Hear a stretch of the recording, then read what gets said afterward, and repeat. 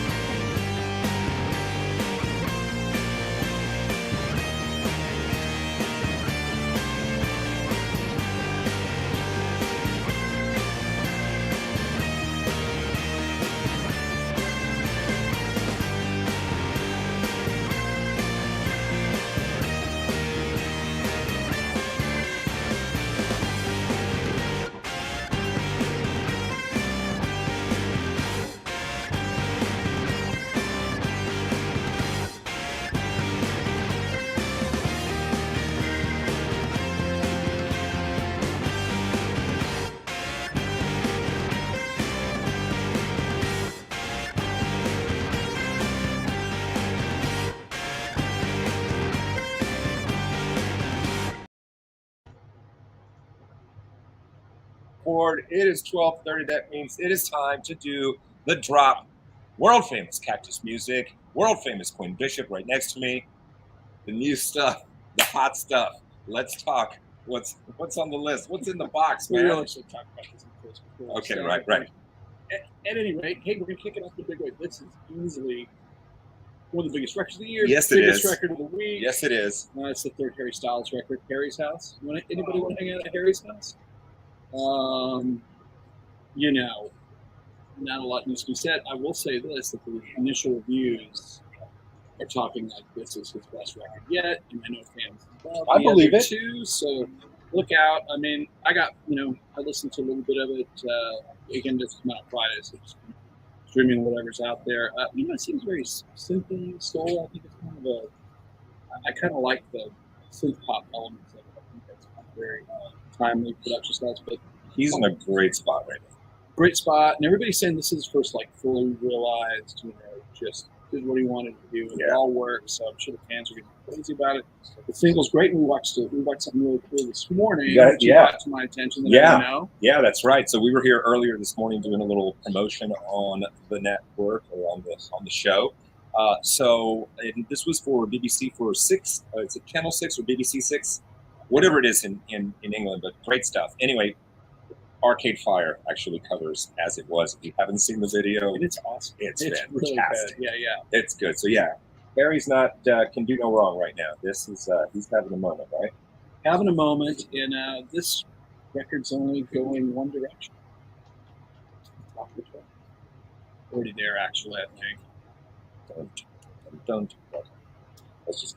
Hey, next up, that band Train is back. I remember Train. San Francisco rock and roll dudes, mainstream. Yeah. Probably they haven't had a record in 5 years.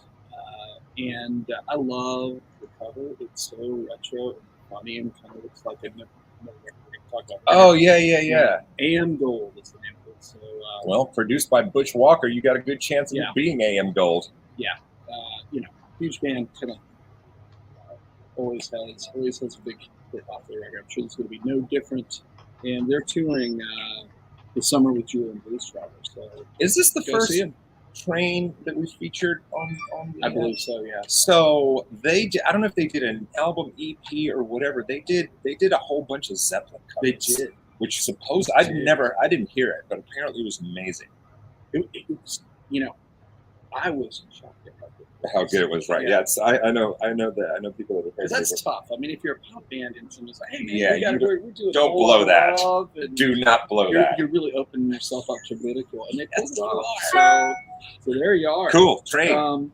Next up, we have an emerging artist that people have been talking about for some time. This is Arca. Yep, very excited about this. Arca, for you don't know, Venezuelan composer, singer, rapper. Has contributed to records. Alejandra Rodriguez. That's good. I can't do the tongue from Venezuela. And it's been involved in production with Bjork and Kanye West. Yes, definitely. She has the visual artist side of it. If you've seen any of her videos, So the vibe I get from her is, and obviously she's early 30s, maybe 31, 32.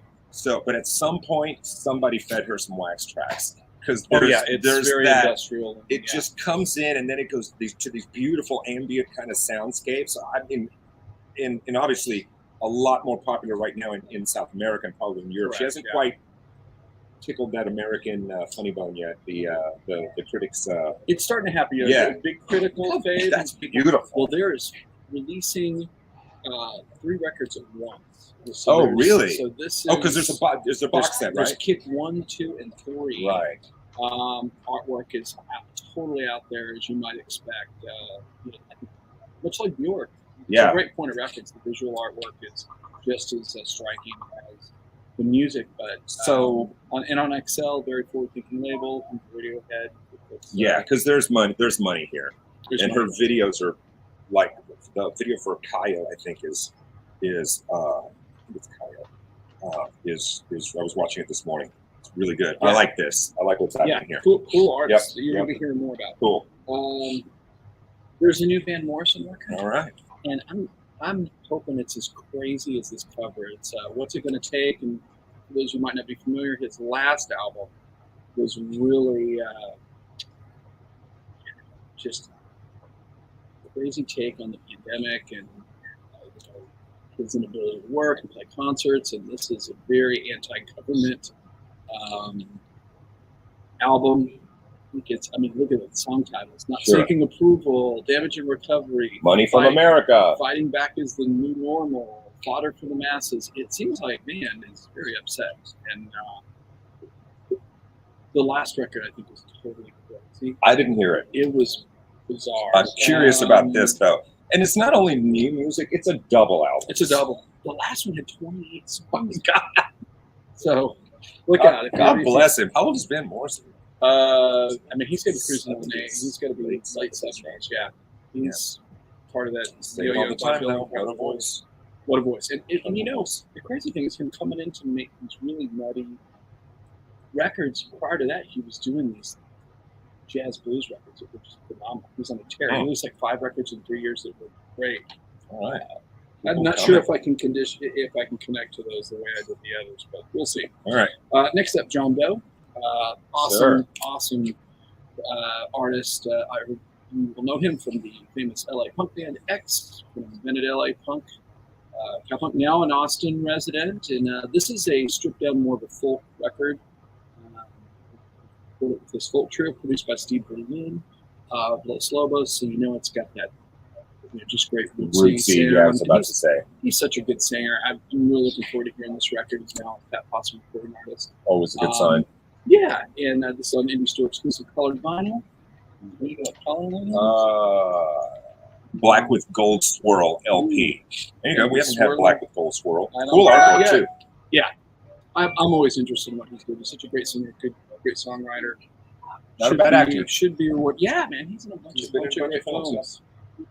Next up, I love this guy. Do you use this guy on your radar, Seth Walker? No, this is the one on the list that I didn't get time to look him up, and I know nothing about him. Seth lived in Austin for many years and spent a lot of time in Houston. You could see him all the time. He was just down the road.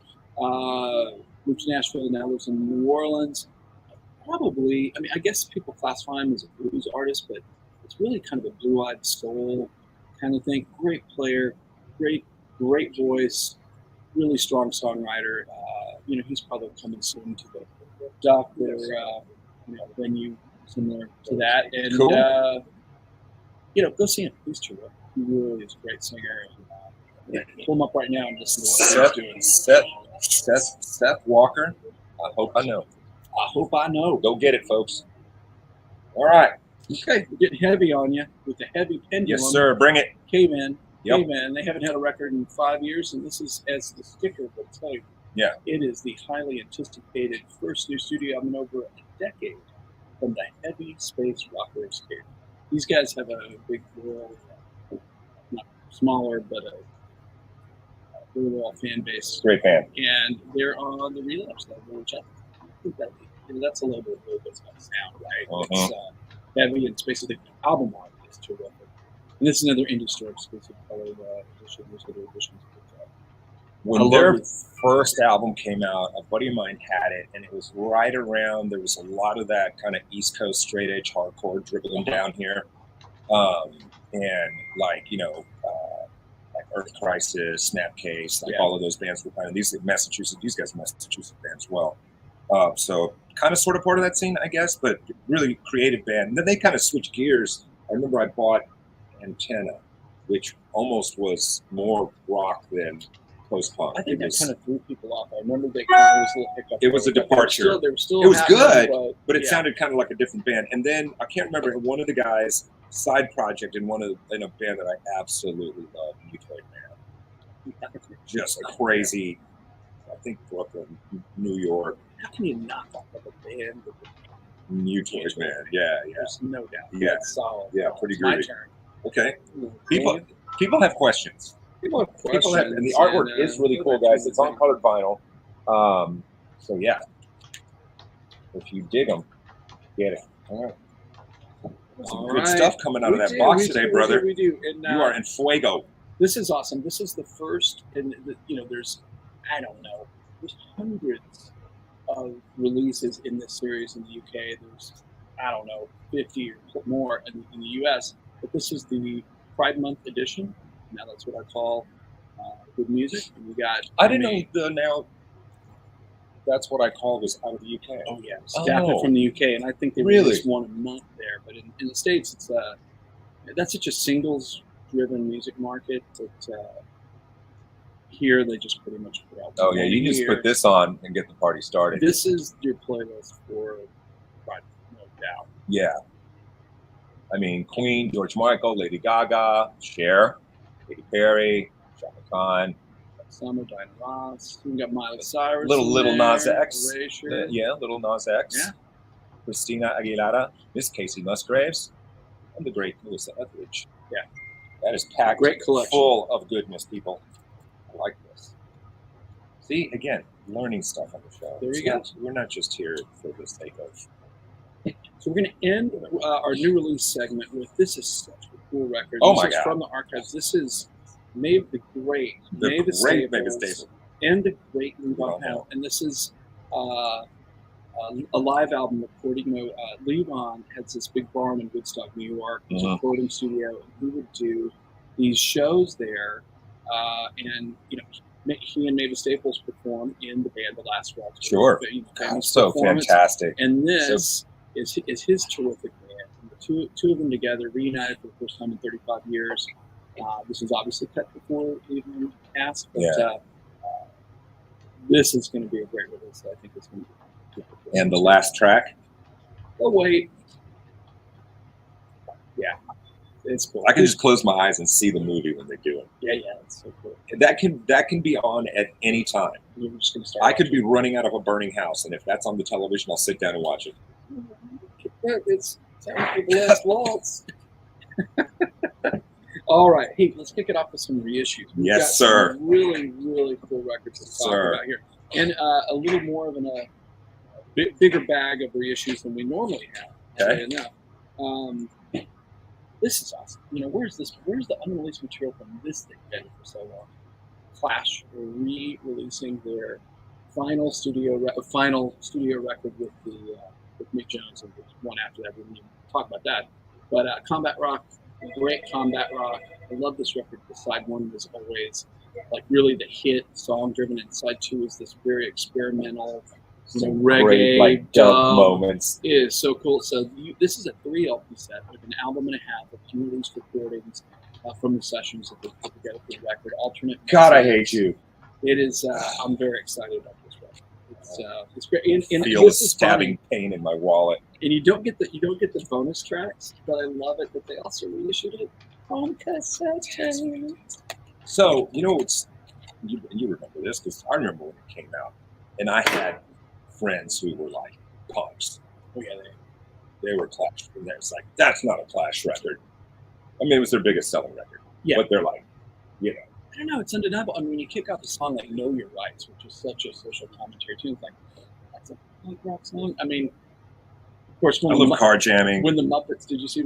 No, they did that. Muppets did car jamming. Oh my God! Maybe that's what People weren't But digging. my favorite all-time Clash song is on here, and hardcore Clash fans will probably start lining up outside of the store waiting to stab me in the throat.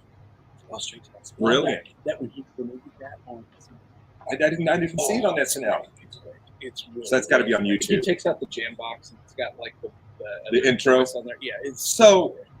The funny and the great thing is, and if you're just a casual fan, or I've heard combat rock, I've heard whatever, it's like sit down and read Joe Strummer's lyrics. Yeah, especially what that's beautiful. Yeah, I mean that's a piece of work, man.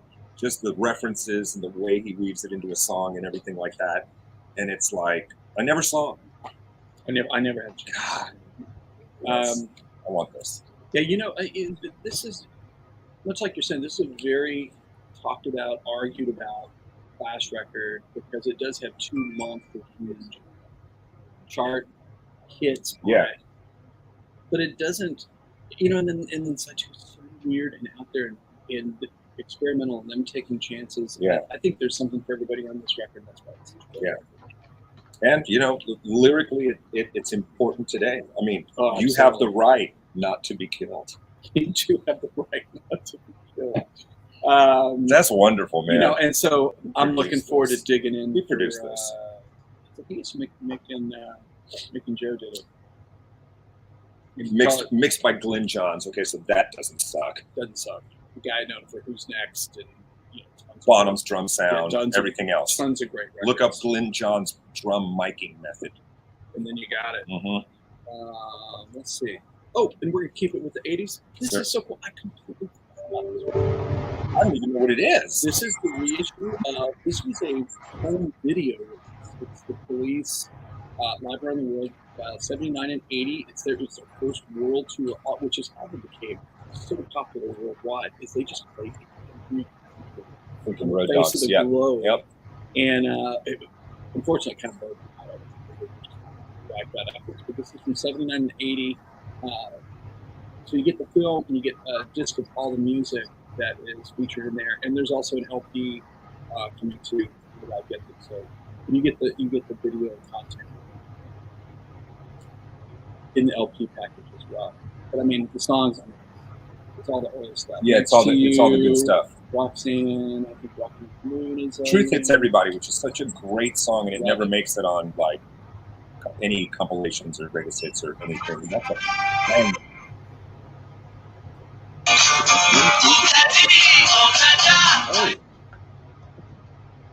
That's not a police song. That is not. Okay, we'll just keep going. We're gonna keep on going here. I hope you have Beatles in there. I do not. But this is close. We get. It's funny. So that was John Lennon's least favorite Beatles song. Obladi. He despised that song. I can see why. So let's talk about Sean Lennon's record with Les Claypool from Primus. Good stuff. These things didn't really come out on LP. They're kind of going back in this archival release of all their demos from this cool, super weird band, the Claypool Lennon Delirium. When I heard they were doing this, because I read about it, hey, Les Claypool and Sean Lennon are working on stuff. I was like, oh my God, this is going to be a train. Like, this is going to be garbage. I don't know. That was my first feeling. It's really good. Yeah, it's really there. It's super interesting. I like, and he's. I think he's very creative as a guitarist too, Sean. Absolutely. Les. Obviously, we don't even need to talk about Les. We know what he can do. But I think it's. I like what I've heard. I like it. I've only heard a few songs by them, but I like it. And again, all those Primus fans, very, very ardent music fans of their work, and so. But they're also. Get everything on. I think Les very early on was like, Primus is not my only thing.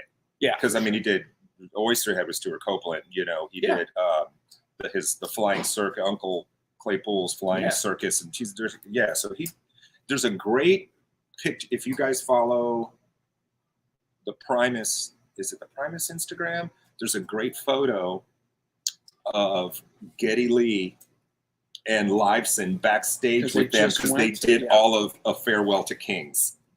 And Geddy says, "Great to see our old friends." Blah blah blah blah blah. The last show they just played Farewell to Kings in its entirety. Nailed it. High praise. They're such good guys. Yeah, high praise. Is indeed high praise. No pressure there when the band you're doing a tribute to shows up and is sitting in the And audience. it's Raj. Yeah, no problem. They got it. That's fantastic. Hey, we have another demos record here, and this is the much beloved Widespread Panic, really one of the most important modern jam bands, and this is a album of their demos. It has not been available on LP before, maybe directly from them, but this Miss Katie's Lounge release, first time I've seen it in the store. So cool band, really an important, in the Southeast. They're just it's like you can't have like a jam festival without these guys on the bill. It'd be like something's missing. Yeah, and another one of those groups that like the fans that are into them are just rabid, obsessed with them kind of fans. So no doubt. And they've been doing this for a long time. Yeah, and they're really starting to archive their because they did a bunch of direct-to-consumer releases, obviously live shows. Jam bands like to put out live albums. Because I heard about them like mid-'90s. Yeah. So this stuff is finally coming out. Cool. This is a really cool record. I'm excited to talk about this.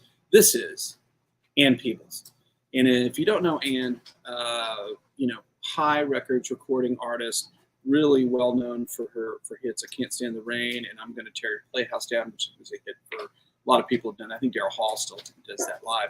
But a really unique singer, very gritty voice. And if you're wondering what the record sounds like, High Records, it's the same crew making the record as the Al Green records or the O.V. Wright records. So this came out when, man? I mean, I'm trying to look for 1974. Yeah, 1974. Yeah, and she's one of those artists. Her records are way better than you would think, based on the amount of hits that she had. Yeah. And she does her version of Chain of Some Fools. Standards on here, right? Her version of Rescue Me. So is it some of her original stuff, and then obviously the songs of the time? Like a lot of great soul labels had a staff of writers. Right. That were writing material for their singers' records. But this LP, you couldn't find. Honestly, we've never even had an original of this in the store. That's crazy. Very, very hard to find. A lot of the early '70s soul artists were more singles artists. They didn't sell that many LPs. Certainly, this record fits that. So. Delight to have this on the shelf. The cover looks like a modern day artist trying to do a retro thing. Vibing this album to like make it look retro, but no, it's the real deal. Cool. I like the quote on the back. It's apparently it's the a column that appeared in the Sounds of Memphis. James Cortez writes, Ann Peebles is a fresh new voice. In addition to volume, she has depth, range, and a feel for the music. There you go. Like, yeah. And now she's a fresh new 75-year-old. I think she still works. I've seen her a couple times. She's really? Really, really great. Yeah. Cool. Still has the goods. So we're going to get heavy again? Yes, please. You know this band? Yes, I do. Volbeat, of course I know this band. Danish. We featured a little Volbeat before. Oh, yeah, we have. I had to put this as reissue of, I can't remember which record from. This is 2007. Oh, okay. I had to feature this record just so we could talk about the record itself. This is on a glow-in-the-dark vinyl, and it gives you that it's down in it when they're giving you instructions of what to do after you buy the record. Please expose the LP to a bright light source for a minute, and then play in a dark environment for the best effect. Did they release it like that originally? No. Okay, all right. I was like, all right. And they're a band that now their following has grown much greater. When this originally came out, the lineup is slightly different too. Yeah, and you probably couldn't find an original of this, so it's cool that it's available for fans to get, and you can apparently light up your music room with that or impress your friends. Impress your friends. Cool. Okay, the last two bands we're going to talk about here, both heavy bands, kind of in a. Went through a similar predicament. This band, the band Wolves, this is their record from 2000. I like the packaging. Yeah, this actually a record from 2021, and this is the first record. Oh, this is who's on this? Who's the guitar player on this? I know who this is. And I remember when they formed the band, I was like, man, what was that name? Just I didn't love it. I can't remember the guy's name. It's heavy. Yeah. Well, their singer bowed out prior to this record, and they pretty much had the record done. Got a new singer. Off you go. And actually the fans loved it, and it just took a while for it to come out on LP, and this is on a red vinyl with etching. With the etching. Yeah. So it's probably side 4. Often has an image on it. Etching, side 4. That's it. Cool. I knew it. I told you. I told you. Colored finals. And we're both fans of this band. Yeah, we are. And this is going to close out our reissues here. And, hugely influential thrash band from Dallas, Power Trip. Sadly, their singer, Riley Gale, passed. There was misadventure. Took something he shouldn't have. But this band, but they were freaking tragedy. Tragedy because they were about to bust. Yeah. Wide open. Yeah. Dallas, Texas. Yeah. When this record, the shows were selling out, records were really doing well, and we were talking this morning. It's like this is a band that's prime to pull an AC/DC. Yeah. It's hard to say if it get a new lead singer because that is so hard to do. Yeah. But they're such a great band and such a cool sound. Oh, and the fans are ready to see them again. Yeah. So that's not so, and and all the, of course, in loving memory of Riley Gale. Cool kind of picture too. Yeah. So there's a picture disc edition of the record, and of course, they've done multiple color variants and things like that. That's very metal to make the record available in different colors. But as far as I know, it's the first picture disc, and you got artwork like that, you want it on a picture disc, right? Yeah. I think these guys definitely pick up a new singer. It's got to be hard to be sidelined and then hear all these other bands ape your sound and have huge success with it. And then plus everybody talking about like how great you are, and then you're sitting at home. Yeah, tough stuff. Okay, this is our lone title we're going to cover in our Finally on Vinyl segment. Jasmine Sullivan, great R&B singer. Took some time off, and this was her return. This is 2021. She had several chart-topping records. This is her 2021 EP release, Ho Tales, and she's great. On this record is her, Anderson .Paak, Ari Lennox. Yep. Cool record, limited edition vinyl. Nice. Has not been available before, so it's really nice. Record. Yeah, I like that. Cool. All right. Okay. Closing down with some jazz reissues, some guys we tend to talk about often, but let's talk about them. Let's talk about them. Let's talk about them. Well, all right. Thanks for watching. We love it. Yeah. Viewers. Bill Evans, baby. Viewers. People are paying attention. I have no idea. It's good though. So Bill Evans, got a bunch of live records, Bill Evans, but this is really a celebrated. This is supposed to be one of his greatest live records. This is at the Montreux Jazz Festival, which if you're not familiar with the Montreux Jazz Festival, obviously a lot of jazz artists together playing, and that's where everybody's trying to edge everybody out, right? I mean, you're going to bring your best. You're not going to be a slouch at the Montreux Jazz Festival, and I think that's why there's so many. This is the cream of the crop for jazz festivals. Yeah. So many great live albums come out of this, and this is with Eddie Gomez on bass and Jack on drums. Really, pretty much as good as it gets. Recorded June 15, 1968. That was a while ago. All right. I don't know if you knew that. No. Okay. Here we go. Our final entry, even though it's being disparaged by my photographer, Rodney Pearson. Rodney's not a fan. He's a huge jazz lover, a baritone sax player himself. But does not like the alto sax. Does not like, and I'm not a huge alto sax. It's its own thing, right? It's its own thing, man. But this record is undeniable. If you want to hear the great John Coltrane play alto sax, this is the record. My favorite things. I was this morning. In my opinion on this is, when he plays, it's just like a bird singing or something. Just all these notes, and it's so melodic.